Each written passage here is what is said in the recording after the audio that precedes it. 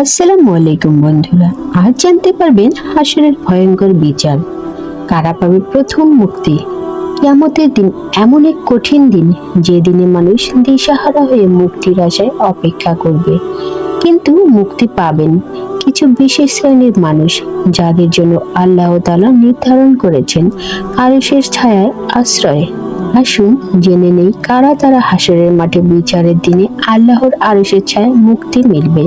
প্রথমে যে শ্রেণীর মানুষ, তিনি হলেন ন্যায়পরায়ণ শাসক, যিনি আল্লাহর জন্য ন্যায়পরায়ণতা অবলম্বন করেছেন। তিনি দায়িত্ব পালন করেছেন আল্লাহর ভয় ও মানুষের প্রতি ভালোবাসা নিয়ে।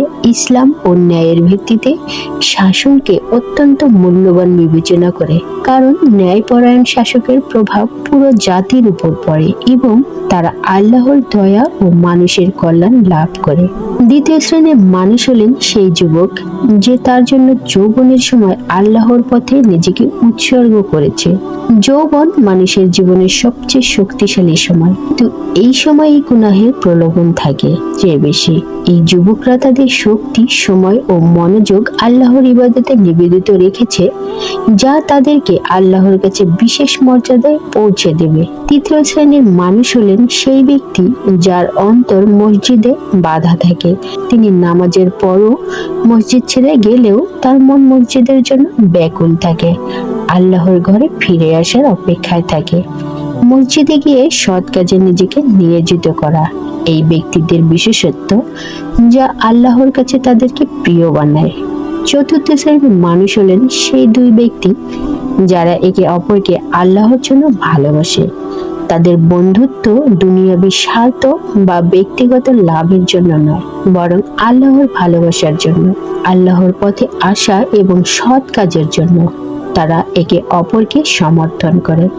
এরা আল্লাহর জন্য একত্রিত হয় এবং আল্লাহর জন্য একে অপরকে কাজ থেকে বিদায় নেয়। পঞ্চম শ্রেণীর মানুষ হলেন সেই ব্যক্তি, যাকে গুনাহের প্রলোভন দেওয়া হয়েছিল, কিন্তু আল্লাহর ভয়ে তিনি নিজেকে পবিত্র রেখেছেন। এটি বিশেষ করে সেই ব্যক্তির জন্য, যাকে এক সুন্দরী নারী গুনাহের দিকে ডাক, কিন্তু তিনি বলেন আমি আল্লাহকে ভয় করি। এই ধরনের আল্লাহ ভীরু ব্যক্তিদের জন্য রয়েছে আল্লাহর আরশের ছায়া, কেননা তারা গুনাহের পথে না গিয়ে আল্লাহর সন্তুষ্টির পথকে বেছে নিয়েছে। ষষ্ঠ শ্রেণীর মানুষ হলেন সেই ব্যক্তি, যে দান করে।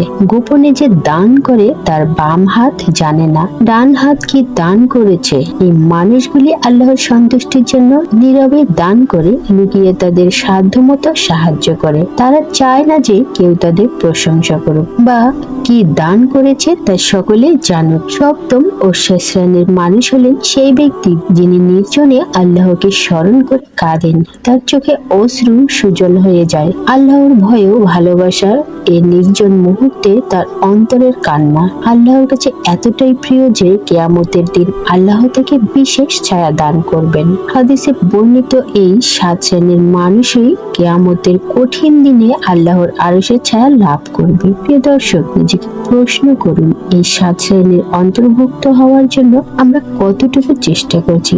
আজ থেকে আমরা শপথ করি এই গুণগুলো আমাদের নিজেদের মধ্যে আনার চেষ্টা করব এবং আল্লাহর সঙ্গে গভীর সম্পর্ক গড়ে তুলব। যদি ভিডিওটি আপনাকে অনুপ্রাণিত করে, তবে চ্যানেলটি সাবস্ক্রাইব করে আমাদের পাশেই থাকবেন। ধন্যবাদ।